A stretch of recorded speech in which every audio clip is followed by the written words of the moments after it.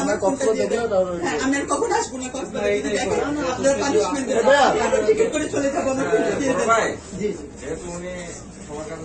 আমি এখন টিকিট করে চলে যাবো। আমি পরশু দিন আসছি ভাই, সব ডকুমেন্ট চেক করে দেখেন আপনি। আমি আপনাদের এটা বুঝলে কিন্তু দৌড়ে পালাইতাম, আমি বুঝি নাই, সেজন্য আমি আস্তে আস্তে যাচ্ছি।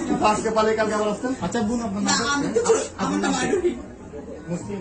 জি, এখানে আমার ডকুমেন্ট আছে, চেক করে দেখেন। আমার এগুলো করে আসলে এগুলো করে এগুলো পরিস্থিতি শিকার মানুষ। আমি তো আমি এগুলো সব করে লিখতে চাইছিল, এগুলো বলে করতে পারতো। এখন এখানে এসে পাইলাম আমার শরীর নিতাম, আমি আমাকে হ্যান্ডেল করতাম না পালায়া।